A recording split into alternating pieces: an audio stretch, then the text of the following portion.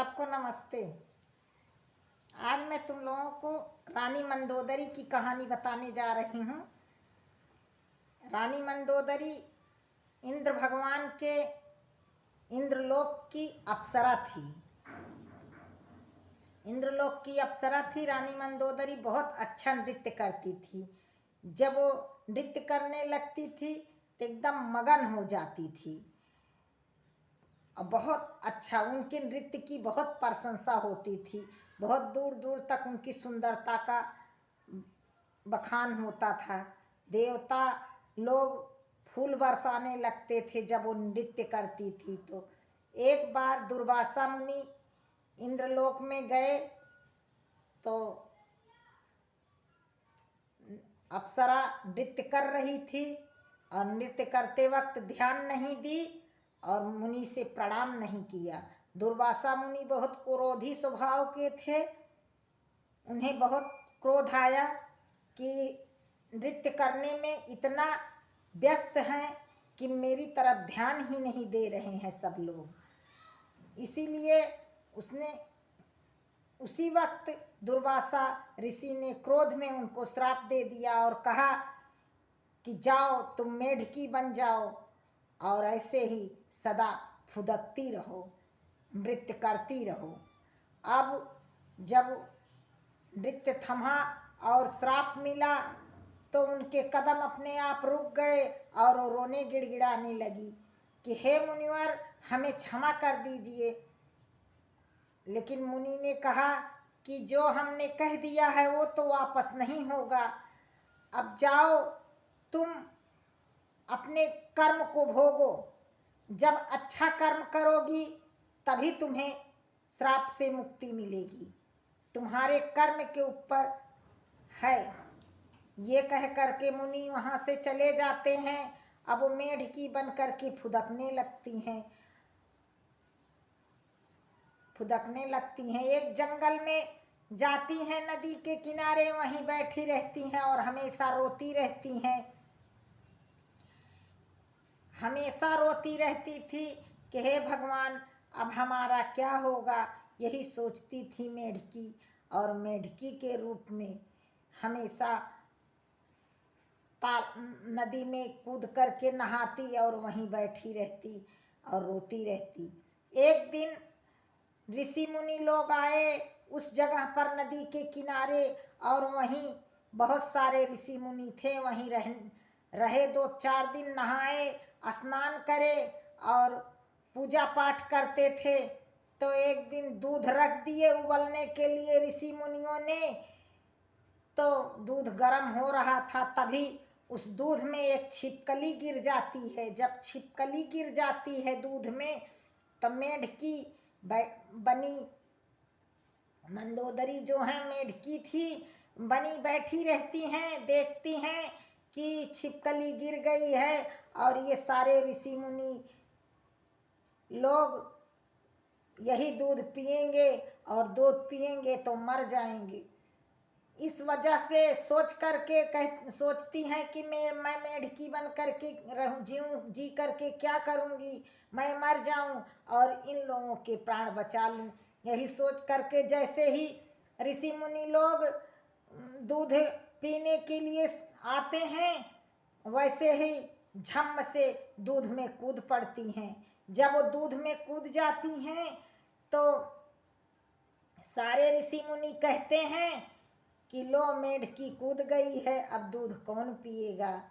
दूध को फेंक दिया जाता है। जब दूध फेंका जाता है तो देखते हैं कि उसमें एक छिपकली मरी पड़ी थी।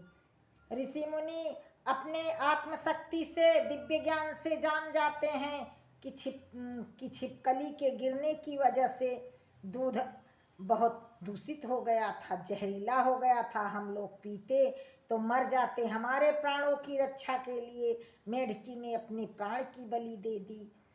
ये सोच करके ऋषि मुनि बहुत खुश होते हैं और उस मेढकी को एक सुंदर सी कन्या बना देते हैं। जब मेढकी को सुंदर सी कन्या बना देते हैं तो वो एकदम भोली भाली मासूम कन्या बन जाती है और ऋषि मुनियों के साथ ही रहने लगती है।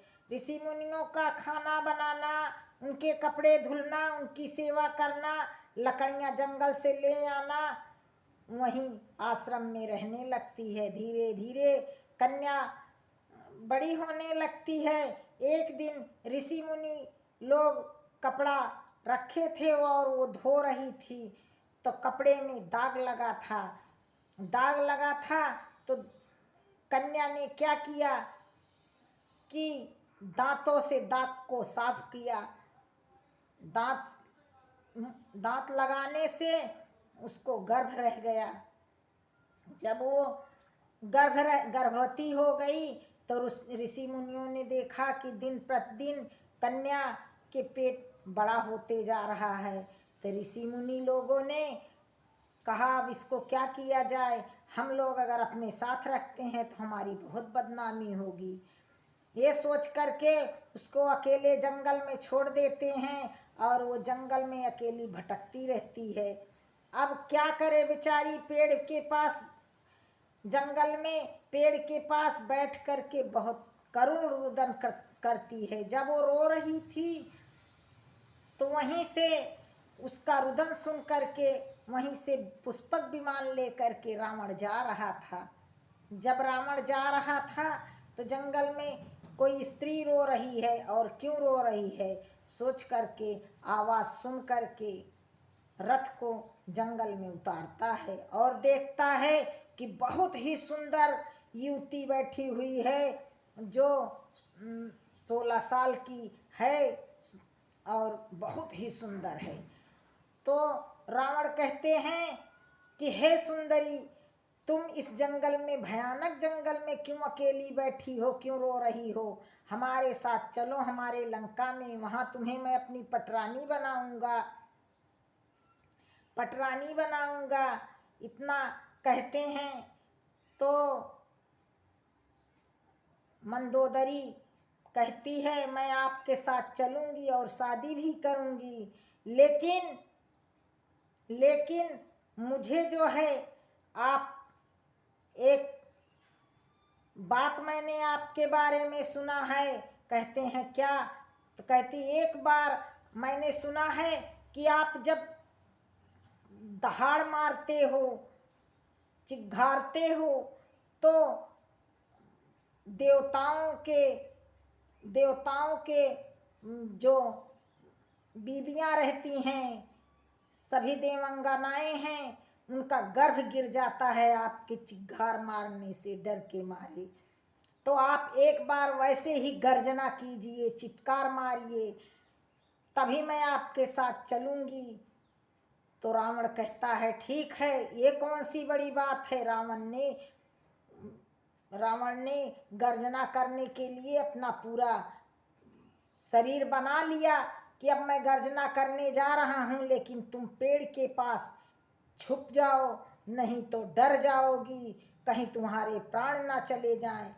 मंदोदरी कहती है आप गर्जना कीजिए, मैं पेड़ से छिप जाती हूँ। पेड़ के खोह में मंदोदरी बैठ जाती है छिप करके, और रावण बहुत तेज गर्जना करता है।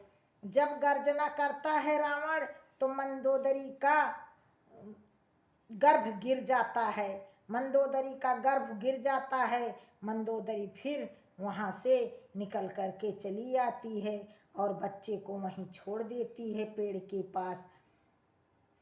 के पास छोड़ देती है, और आकर के रावण से शादी करती है। शादी करके रावण के महल में रहने लगती है। तो जिस दिन मंदोदरी की शादी थी, उसी दिन वही बच्चा अंगद है, बाली उस जंगल में जब घूमने आता है तो पा जाता है अंगद को, और ला करके उसका नामकरण करता है। अंगद का नामकरण करके अपना बेटा बना लेता है। वही मंदोदरी का बेटा अंगद है जो पैर जमाता है जा करके रावण के दरबार में, और बाली पुत्र कहलाता है। राम भक्त कहलाता है। वो मंदोदरी का ही बेटा था। इधर मंदोदरी की शादी रावण के साथ हो जाती है, उधर अंगद का नामकरण होता है और बाली पुत्र कहलाता है। तो यही है मंदोदरी की कहानी। जय हो श्री राम। तो कैसी लगी तुम लोगों को मेरी कहानी, मुझे जरूर कमेंट करके बताना और शेयर करना, लाइक करना, सब्सक्राइब करना। ठीक।